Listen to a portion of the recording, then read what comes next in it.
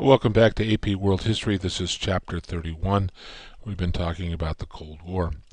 One of the conflicts that develops during the Cold War in the early 1950s is the Korean War, which will be primarily fought by the United States and her allies, the UN, and North Korea, Communist China, and help from the Soviet Union. This war will last approximately 3 years. It will become very unpopular in the United States, but Truman feels it's a necessary thing that we need to fight in order to prevent other nations from falling under the communist yoke.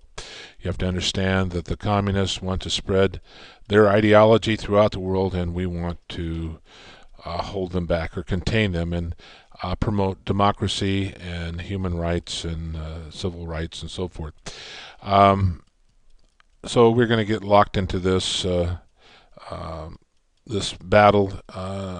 Backing up just a bit, after World War II, North Korea was controlled primarily by the Soviet Union, and South controlled by the United States.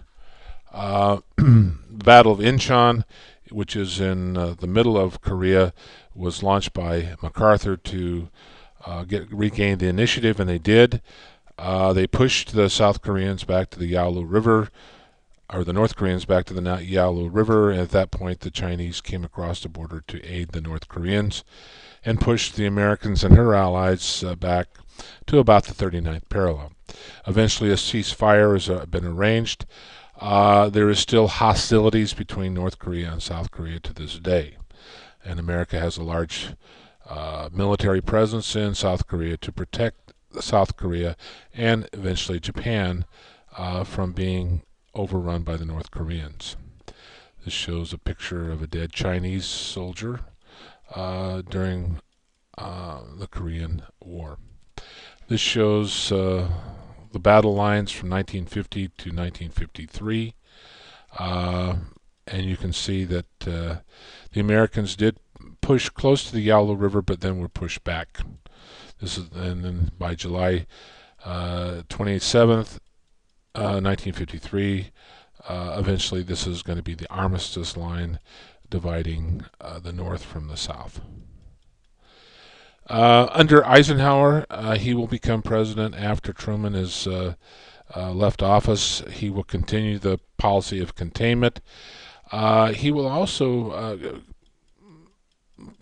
provide a different slant, which is brinkmanship, and that is that the United States will never back down from a communist threat, and we will take it to the brink of World War III if necessary. No more appeasement. During Eisenhower's tenure, Vietnam will start heating up, and eventually in the mid-1960s, America will commit a number of troops there to keep South Vietnam from falling under the yoke of North Vietnam Communist Party. Eventually, by 1975, after about 10 years of fighting the war there, the last American troops are withdrawn.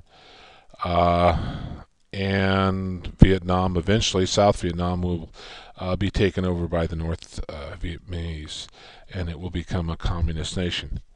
Although it's interesting to note today that they have reverted to the capitalist model, as has China and as the Soviet Union. They're still a totalitarian government, but they believe that free enterprise seems to work better than the communist model.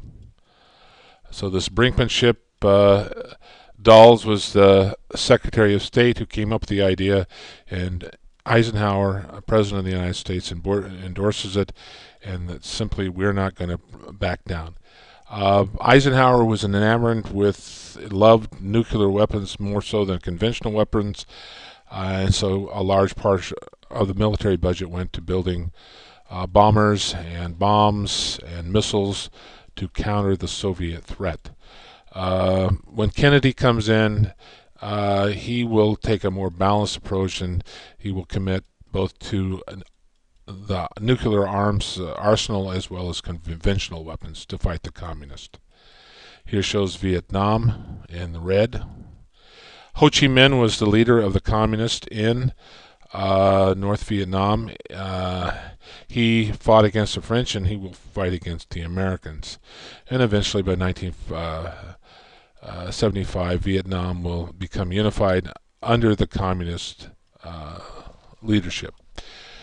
Reagan was elected in 1980. He claims that the Soviet Union again is the evil empire.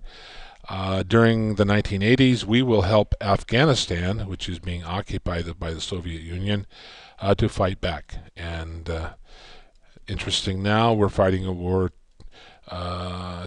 against the people we aided when they were fighting the Soviet Union. Eventually, the Soviet Union will collapse because of this arms race with the United States, and they have reverted to a capitalist model as well. By the 1990s, the Cold War was virtually over.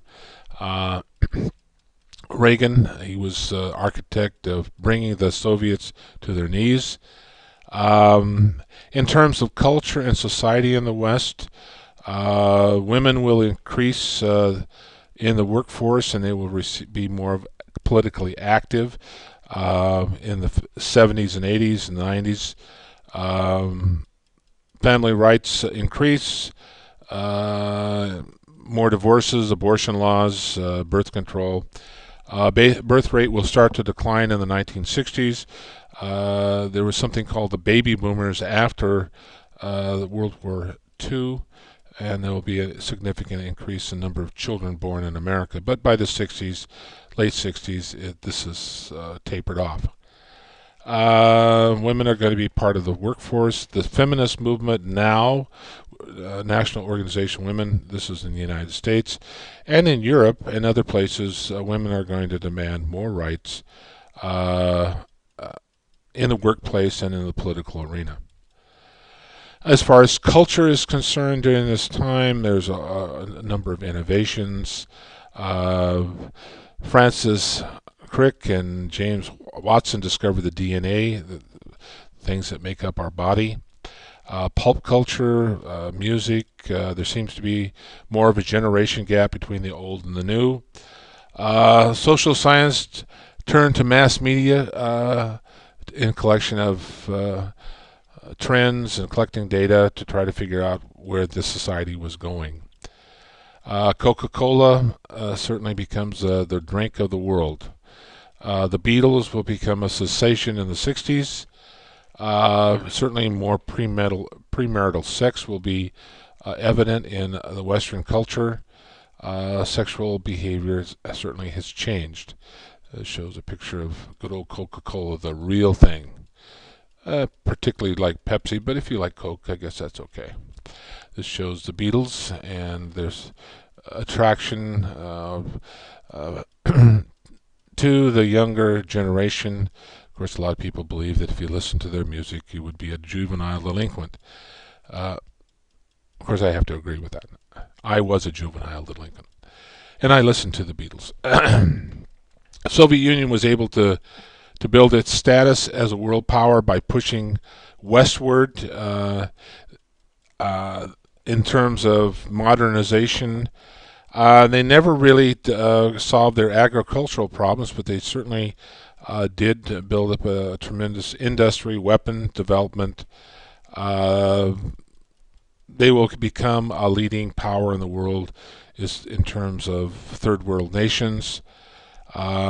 They will develop their own hydrogen bomb, as did the United States. This shows a picture of the Berlin Wall, and this was built in the 1960s. Eventually it comes down in the 1990s. And there'll be a reunification of East Berlin and West Berlin, and also East Germany and West Germany. Instead of being isolated as they were before World War II, they will emerge on the world stage to promote their system. And certainly education, welfare, and police operations will expand under their leadership. The Soviet government severed its connection to the Orthodox Church after World War I. There's going to be an emphasis on science and technology. The USSR fully industrialized by the 1950s. Commercialism was not seen in the USSR. They didn't make as many consumer goods as was found in the West. When they were building up their industrial complex, it just didn't have the resources to also make refrigerators and stoves and cars and those kinds of things. And again, they did not solve their food shortages that they had in their country. Social structures such as emphasis on the nuclear family declined, and were similar to what we find in the West. Eventually, Stalin will die in 1953. He's a real hardliner. Nikita Khrushchev will become the new premier. He will condemn a lot of what Stalin did and try to promote a better relationship with the West. It was something called de-Stalinization under Khrushchev. This is a picture of Joseph Stalin, a very ruthless man who killed millions of his own people because he was so paranoid that somebody was going to take his position. This is a picture of Nikita Khrushchev leading the Soviet Union after Stalin's death. Khrushchev and the Soviets installed the missiles in Cuba, and this will prompt the Cuban Missile Crisis in the 1962, which brought the Soviet Union and the United States close to war. Eventually, Soviet Union will pull the missiles out of Cuba, and war will be averted. One of the things that happened, we had put missiles in Turkey, they had put missiles in Cuba. Back channels, we agreed to take our missiles out, and the Cubans and the Soviets agreed to take the missiles out of Cuba. Sputnik was a big deal in the 1950s. It was the first unmanned satellite orbiting the world, and that was sent up by the Soviets. This will send fear and trembling in the United States, and we will do a variety of things to try to catch up with outer space technology. Eventually, the Soviet system will collapse at the end of the late 80s, and they will adopt the capitalist model. And here shows a picture of the first unmanned satellite. This shows a picture of the missile sites taken by cameras flying over Cuba, and eventually these missile sites will be destroyed and the missiles will be dismantled and sent back to the Soviet Union. This is a time that the eyeball to eyeball in this cartoon, and it looks as though President Kennedy's got his finger on the button and he's going to blow up that hydrogen bomb. This shows the blockade around Cuba. We still have a military base there, Guantanamo, that we received after the Spanish-American War. And we'll stop right